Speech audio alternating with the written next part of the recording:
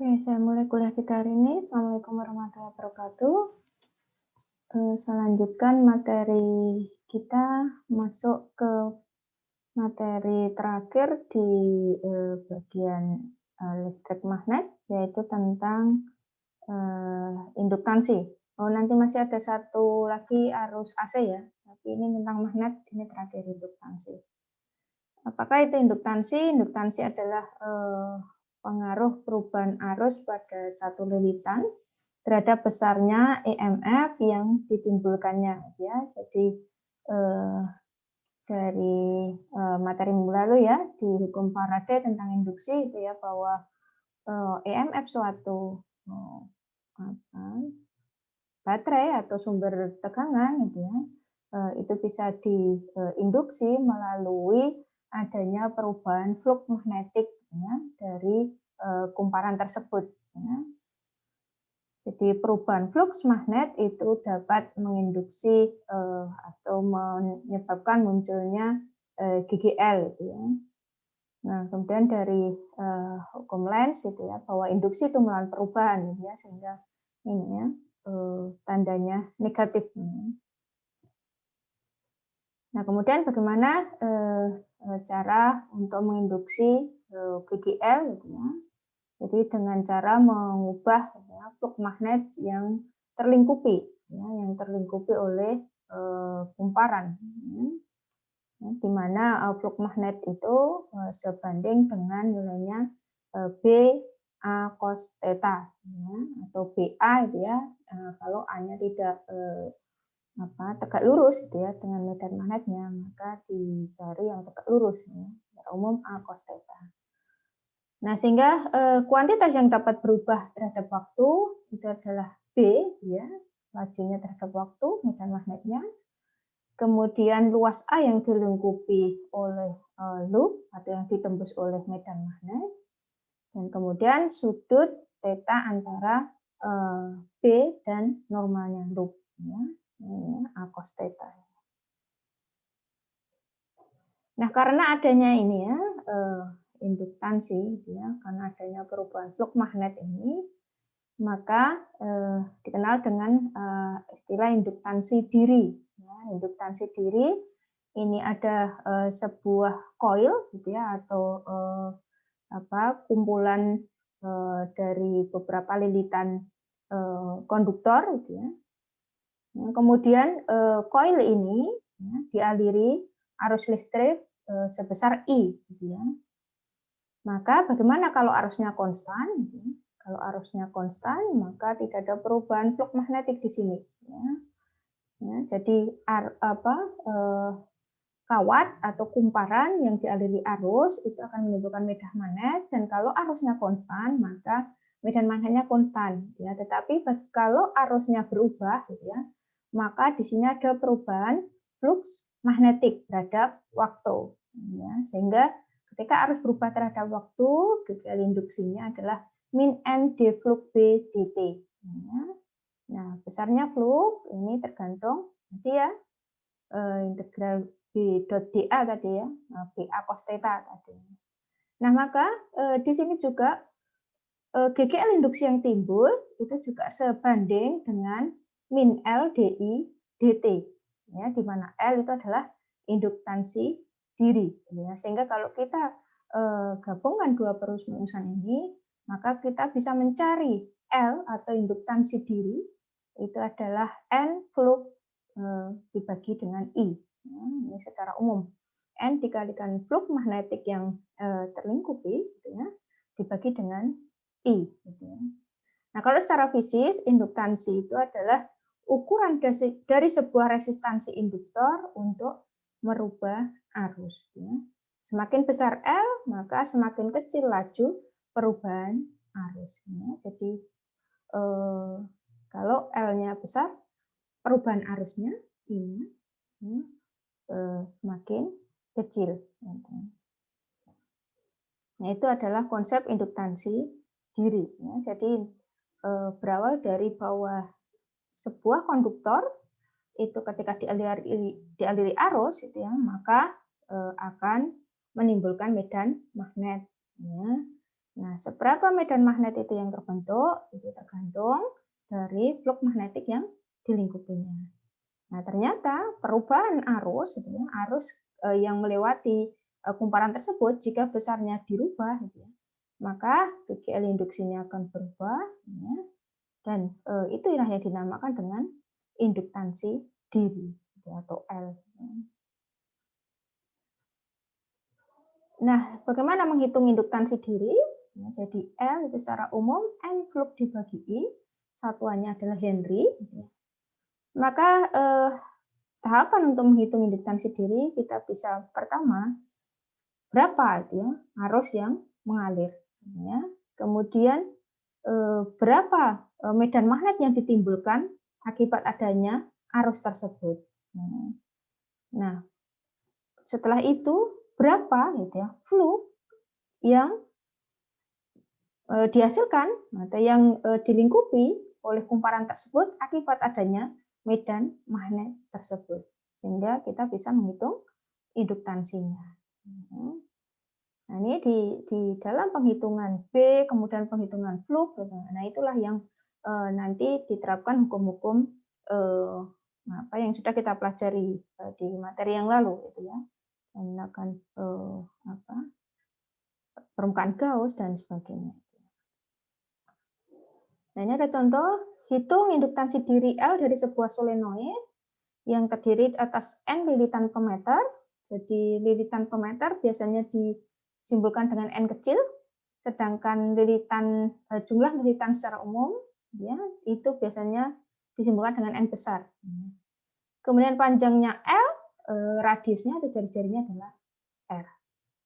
Jadi pertama tadi ya hitung arus I yang mengalir, kemudian medan magnetnya, kemudian flux-nya, hingga terakhir hitunglah induktansi dirinya. Nah, ini contoh secara konkret secara ini. Jadi maka B itu mu 0 N kali I, ya, di mana N itu adalah N kecil itu sama dengan N besar dibagi L. Nah, kemudian flux-nya tadi BA, gitu ya. Nah, kalau ini ya sudah tegak lurus ya terhadap medan magnetnya. BA A-nya adalah PR kuadrat ya karena bentuknya solenoida itu melingkar. Kemudian kali B dikalikan jumlah total lilitan. Ya. Ini adalah flux-nya. Ini flux untuk masing-masing lilitan, kemudian dikalikan N besar, itu dikalikan sejumlah lilitannya. Maka PR kuadrat, B-nya adalah mu 0 N kali I, ya, kemudian N besarnya itu berarti N kalikan L-nya, panjang solenoidanya. Sehingga GGL induksinya bisa ketemu ini PR kuadrat mu 0 N kecil kuadrat L delta I dibagi delta T. Nah, karena GGL induksi itu juga rumusnya min L delta I per delta T, maka kita bisa mencari L itu sama dengan PR kuadrat mu 0 N kuadrat L. Ini ya, sama dengan ini ya, N flux dibagi I. Ya.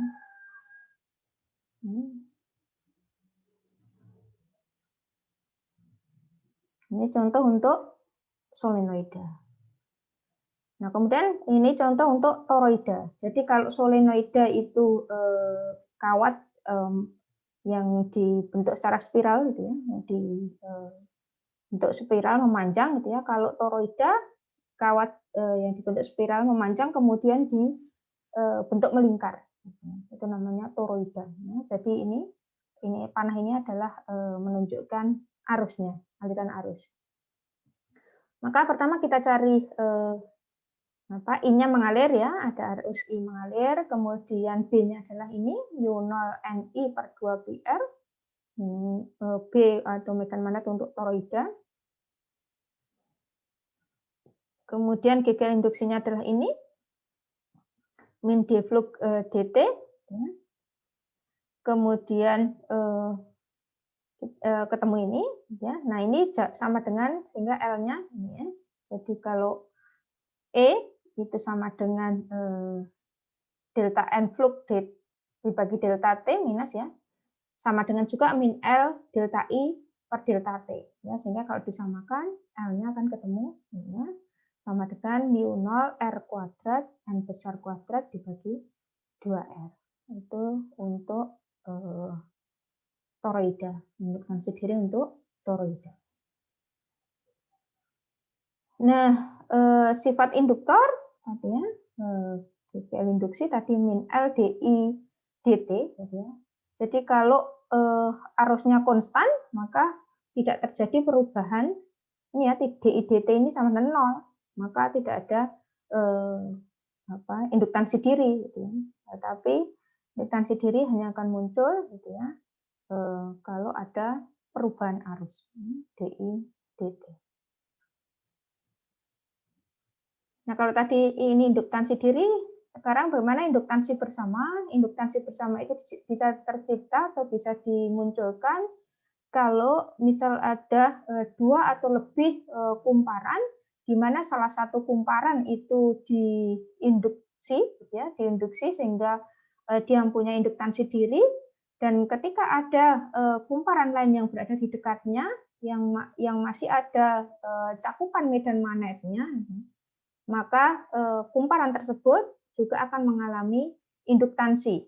Nah, induktansi yang dialami ini disebut dengan induktansi bersama. Ya. Sehingga perubahan flux pada koil 2 sebanding dengan perubahan arus pada koil 1. Ya, pada koil 1. Jadi, tapi syaratnya ini ya, ada sharing medan magnet yang dilingkupi. Ya. Nah, induktansi yang dialami oleh koil kedua akibat koil 1 itu bisa dirumuskan dengan min N2 D flux 21 dt. Jadi perubahan flux magnet yang terlingkupi oleh kumparan kedua karena induktansi kumparan 1 perubahannya terhadap waktu. Nah, ini sama dengan M21 DI1 dt, di mana M itu menyatakan induktansi bersama. Ya, kesembandingannya induktansi bersama. Kalau induktansi diri tadi L, maka kalau induktansi bersama sebenarnya M. Gitu ya, induktansi bersama. Begitu juga kalau dibalik itu sama, gitu ya, karena memang induktansi bersama. Kalau dibalik jadi kumparan kedua yang dialiri arus listrik, maka kumparan ke-1 juga akan mengalami induktansi bersama. Nah, ini ada contoh, carilah induktansi bersama dari dua buah kumparan ini ya, dua buah lingkaran yang lingkaran penghantar yang mengantarkan arus ya. Ini ada lingkaran kecil atau penghantar berbentuk lingkaran kecil, ini yang kuning, kemudian yang hitam, ya, di mana R1 itu lebih besar daripada R2. Ya.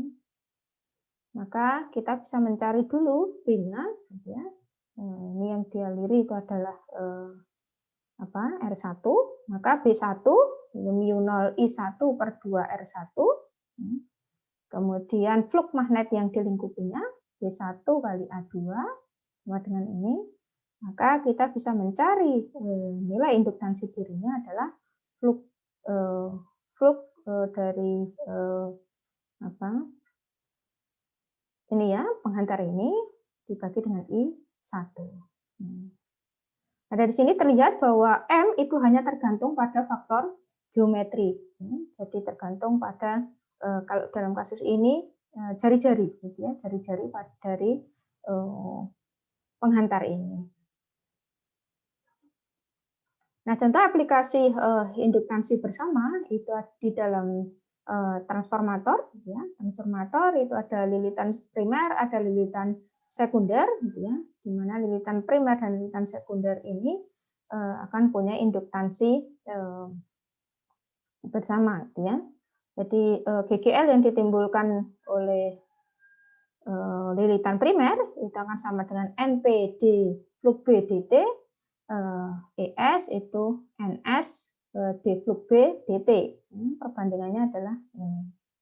Nah, kalau NS itu lebih besar dari NP, itu maka transformatornya disebut dengan step up. Kalau lebih kecil, maka disebut dengan step down, gitu ya. Jadi menaikkan dan menurunkan tegangan. Nah, kemudian aplikasi trafo atau transformator ini pada untuk transmisi daya listrik, gitu ya. Ketika akan menyalurkan listrik dari power plant, gitu ya, maka kita menggunakan step up transformator. Jadi pada transmisi daya listrik itu digunakan tegangan tinggi, gitu ya, digunakan tegangan tinggi untuk menyalurkan, gitu ya. Kemudian sebelum sampai di pelanggan, gitu ya, di rumah-rumah, gitu ya, maka tegangannya harus diturunkan menggunakan step down transformator, gitu ya. Nah, ini dicontohkan di sini dari power plant itu 12.000 volt, kemudian dinaikkan tegangannya dengan step up transformer itu 240.000 volt, ya. Kemudian melewati jaringan-jaringan di luar itu ya, di jaringan PLN yang tower-tower itu ya. Nah, kemudian ke gardu, gitu ya, gardu untuk sebelum masuk ke pelanggan di rumah-rumah itu diturunkan menjadi 2.400 volt, kemudian sebelum masuk ke pelanggan itu menjadi 240 volt. Nah, kenapa gitu ya ketika mentransmisikan daya listrik itu digunakan tegangan tinggi? Ada yang tahu kenapa?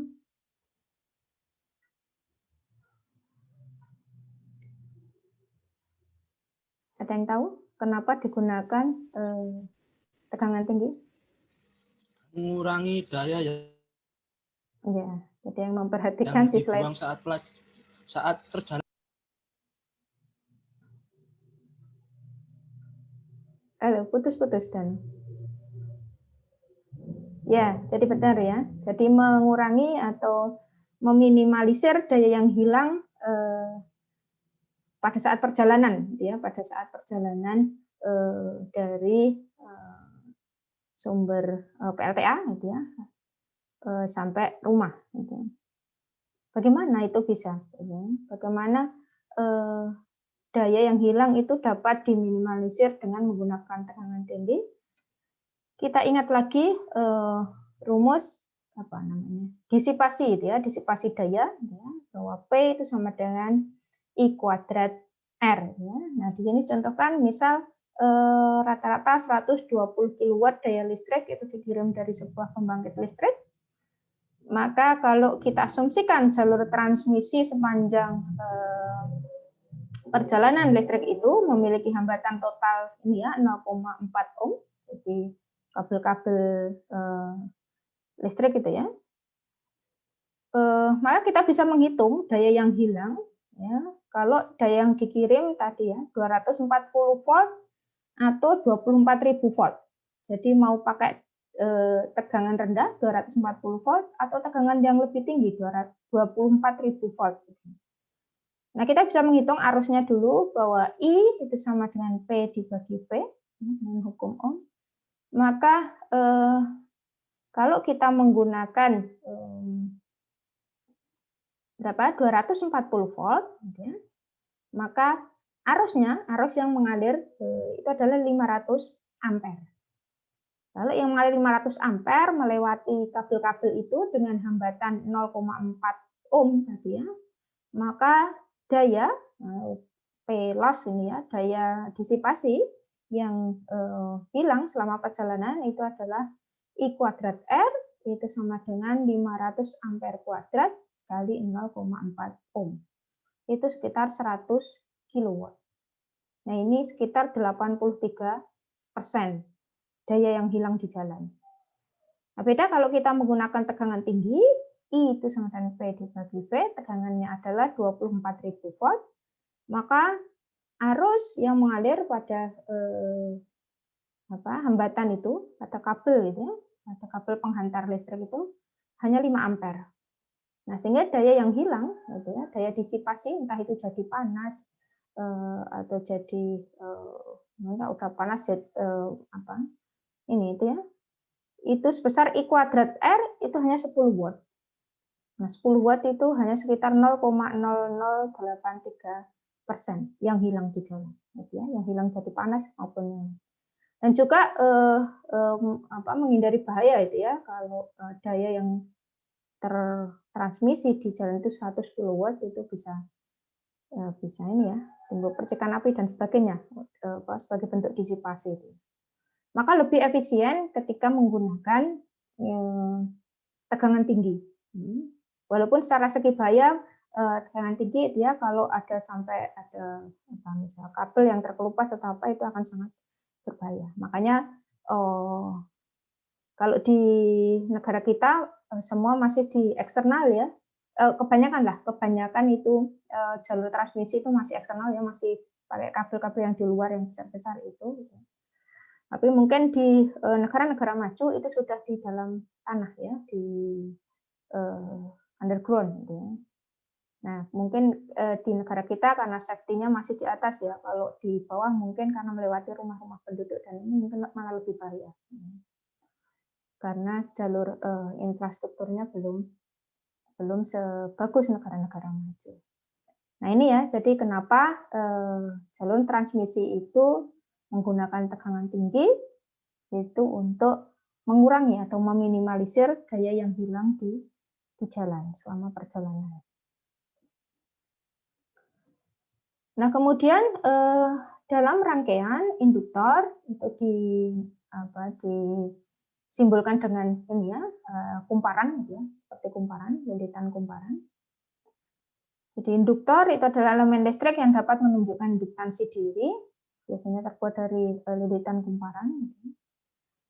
Simbolnya adalah L seperti ini. Jadi ini simbol tegangan atau sumber tegangan. EMF, E gitu. Kemudian ini resistor itu hambatan, ini L itu adalah induktansi diri. S itu adalah switch ya, on off. Nah, ketika dialiri arus, maka E itu akan sama dengan min L dI dt. Ini tadi induktor tidak menyukai perubahan tetapi menyukai keadaan stabil. Maksudnya kalau kapasitor kemarin kan menyimpan muatan. Kalau tidak ada perubahan ini muatannya tidak terisi. Tapi kalau induktor itu ya, selama ada perubahan arus itu ya, maka akan muncul induktor. Nah, induktor ini melawan gitu ya, melawan I gitu ya.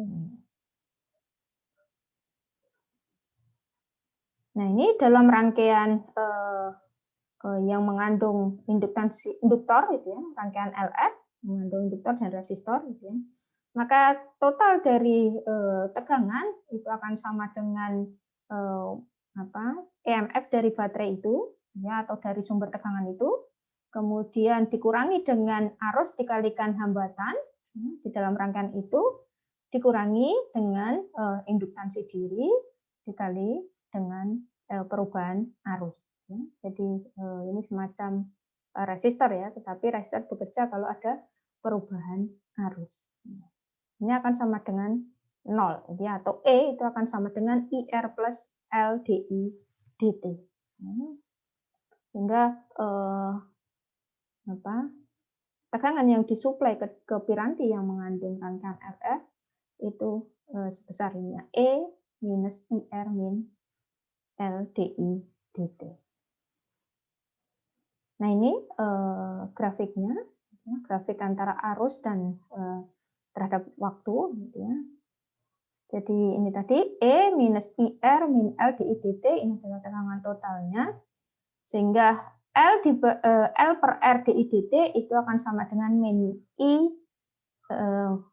dalam kurung min dalam kurung I minus E dibagi R. Nah, kemudian ketika saklar ditutup, maka I arus itu akan sama dengan E dibagi R kali 1 minus eksponen min T dibagi tau. Ya, di mana tau itu adalah L per R bagi LR. Ini konstanta waktu. Ya, sehingga grafiknya akan seperti ini, arus terhadap waktu. Nah, pada saat ini kesebandingan antara L dan R itu adalah ini ya 0,63. Ya, tuh itu sama dengan L dibagi R.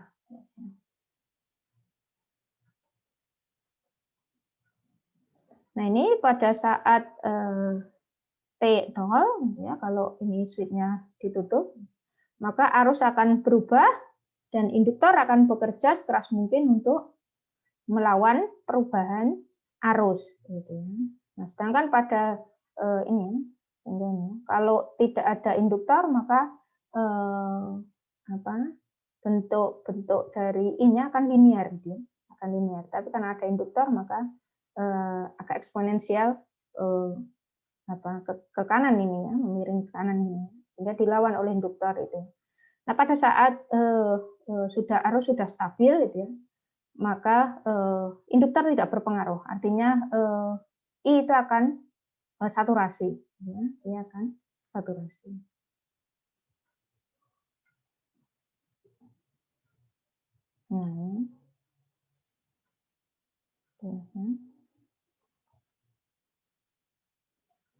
Nah, ini kalau induktor dari A ke B ini, dari A ke B. Kalau resistor dari ini C ya, C ke A. Resistor maka grafiknya seperti ini.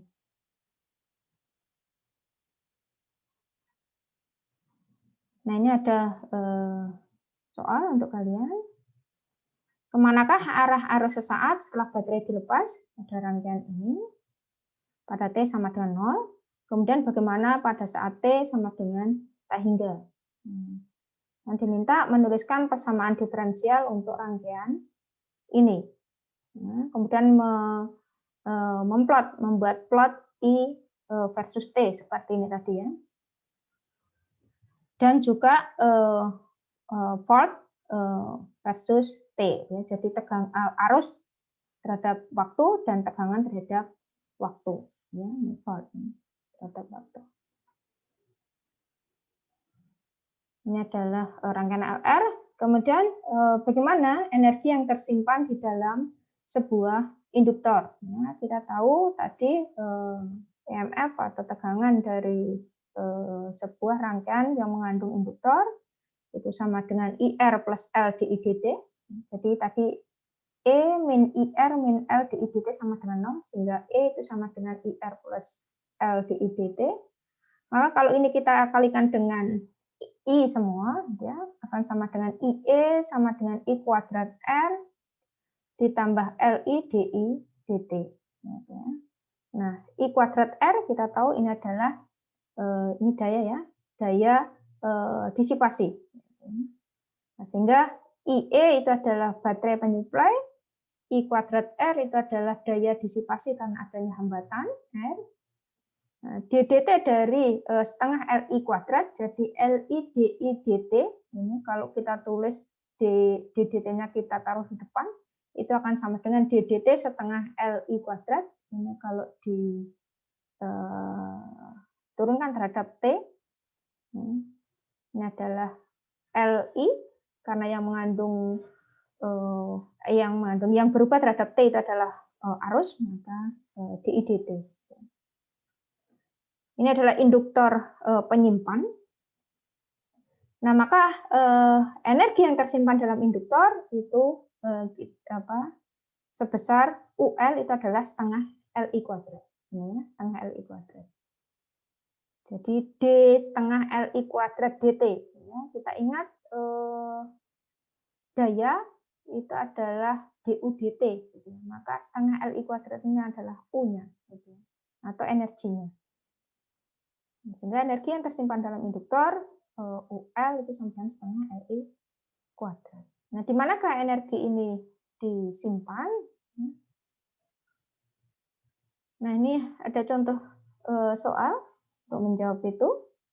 Ada sebuah solenoida ideal, panjangnya L, jari-jarinya R, kemudian ada N kecil lilitan persatuan panjang. Maka kita cari B-nya adalah mu 0 Ni, L-nya adalah mu 0 N kuadrat Pi R besar kuadrat L. Ini sudah kita cari tadi ya di slide yang sebelumnya tadi. Nah, kalau energi tadi itu adalah setengah Li kuadrat, maka sama dengan ini, maka energi itu sama dengan B kuadrat per 2 mu 0 Pi R kuadrat L.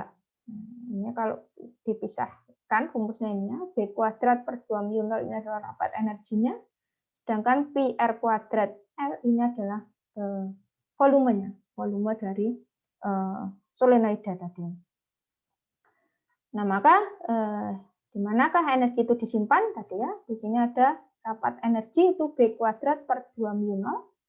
Nah, artinya energi itu disimpan dalam medan magnet ya, rapat energinya ini ya, B kuadrat per 2 mu 0. B di sini ya. Sehingga rapat energi magnet gitu ya. Kalau kemarin kita ingat energi listrik itu epsilon 0 E kuadrat per 2 gitu ya. Sama-sama ini medan magnet, ini medan listrik gitu. Maka energinya itu disimpan dalam bentuk medan magnet ya, sebesar B kuadrat per 2 mu 0. Kalau di dalam solenoida volumenya Pi R kuadrat L, maka totalnya B kuadrat per 2 mu 0 Pi R kuadrat L. Itu adalah energi yang tersimpan di dalam sebuah induktor. Nah, ini kalau dalam rangkaian LC ya. Kalau tadi LR induktor dengan resistor, kalau ini induktor dengan kapasitor. Kita tahu tegangan di dalam kapasitor itu adalah Q per C, sedangkan dalam induktor LDI dt dengan 0, maka kita bisa mencari muatan gitu ya, dalam ini C. Gitu.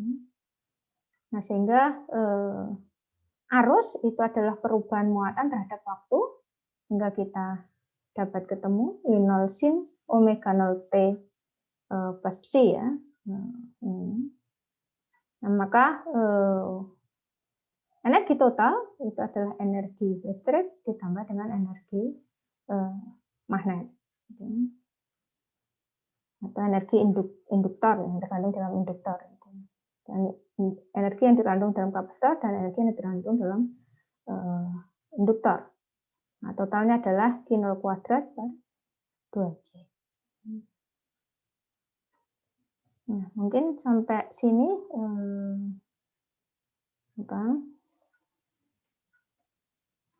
mengenai induktansi atau induksi magnet. Ada yang ditanyakan? Tugas kalian ini tadi, silakan dicatat.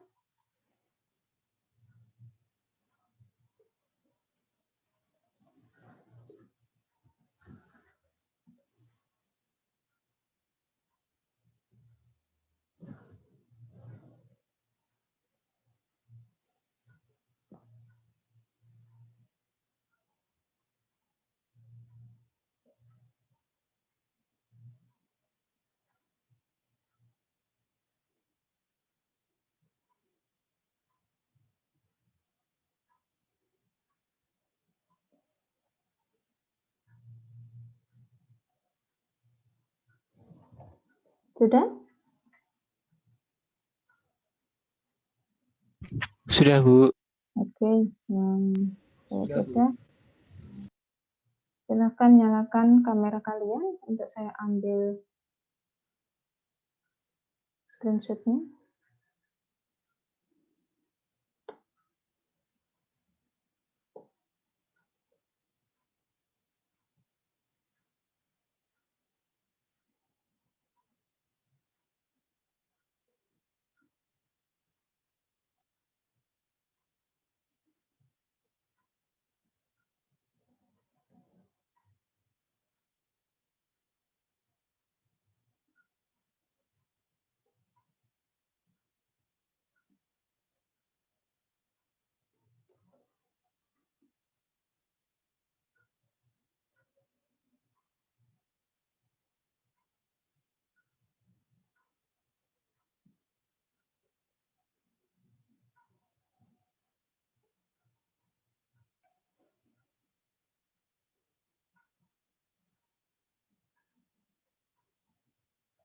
Oke, terima kasih. Sebelum saya tutup, ada yang ditanyakan mengenai materi indukansi?